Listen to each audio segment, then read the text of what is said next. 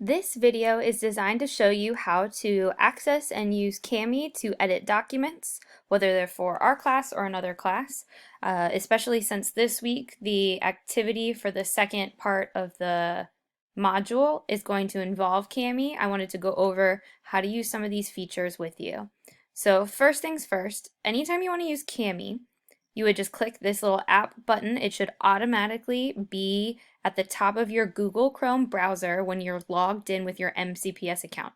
Now the key is it's automatically in your MCPS Google account. It is not automatically in your personal account. So you would click on that button and it would take you to the page that we see here if it's a blank PDF. If I was looking at a regular Google Doc, I could hit the Kami button and then select that document from the list. So I could pick new blank page, or I could say open something from my Google Drive, open from my computer. The good news is you guys won't have to do this step when you're opening it from myMCPS Classroom. It will automatically take you to this page right here where you would have the assignment itself. All right, so on many of your assignments, you may see something that looks like this, where it says type answer here. Well, when you're in Kami, you actually can just type right into those boxes. So if you click on anywhere it says type text here, or record, or voltage 1, like you can replace those words simply by clicking on them and then typing in what you want it to say. So that is feature 1, is the text box. Feature number 2 that you're going to be using is the drawing. Now, you can do like freehand drawing. So if I wanted to draw a battery,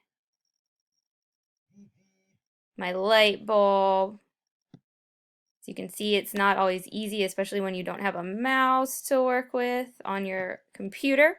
So I could draw it like this, or you can even use the shapes tool where I can click on lines and it'll tell me if my lines are crooked, so I can make sure that my lines are straight as possible. It's good enough. You can get a little bit neater drawing. Now the limit is with the straight lines you can't curve it, so you would need to do like segments of the line. If I mess up, you just hit the delete button or the undo button and it will undo it.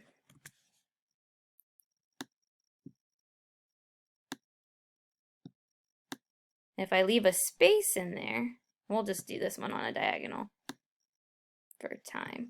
So if I draw a circle, if I want to put in my circuit symbol, I could put in that little circle right there, and then go back to my lines and put my little X for a light bulb symbol, or I could do the 2 loops.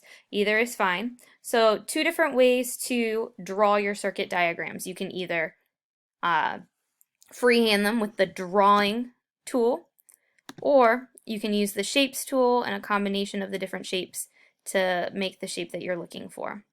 You can also erase things. So like let's say I decide this is not my best work and I don't want it to be in the answer. I can then erase it. But if I erase something by accident, again, by hitting the undo button, I can then bring back that item.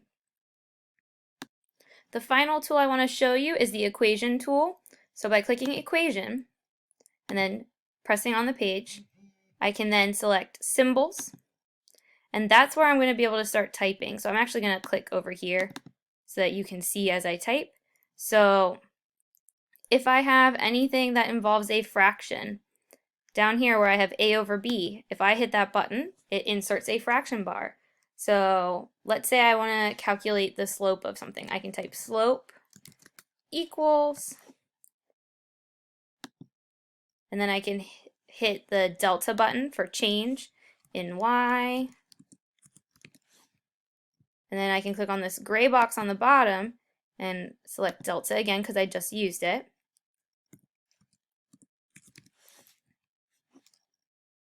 And there's my equation. Now I have lots of different features here, but the biggest ones we're going to use, there's a square root button.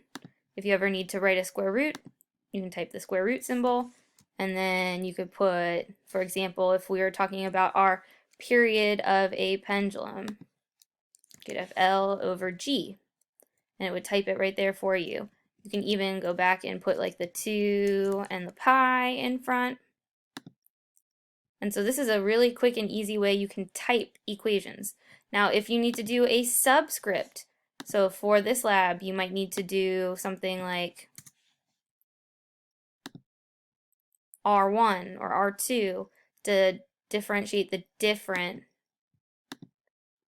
resistors from each other. So by clicking on this, I can then do R, and I can go up or down.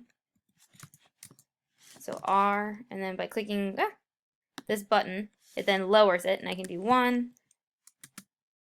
You could do a plus sign if I needed to. Like, let's say I'm trying to show that my resistors are adding.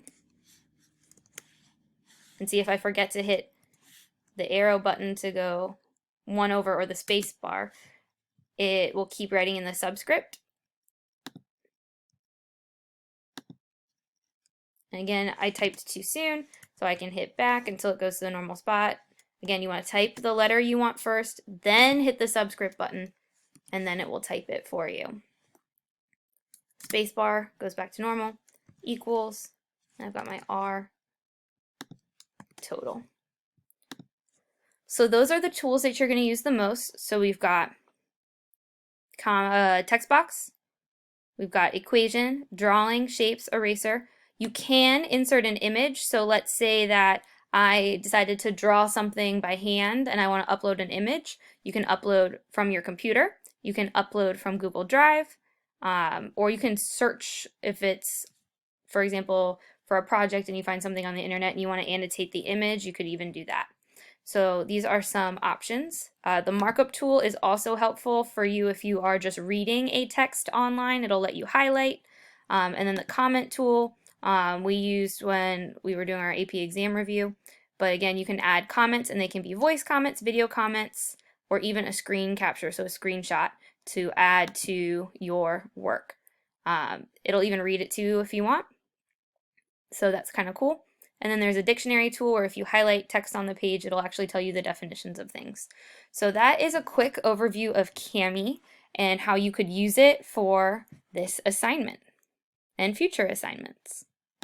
There are additional resources for Kami that can be found in the description for this week's assignment if you want links to more resources and how-to videos in myMCPS classroom.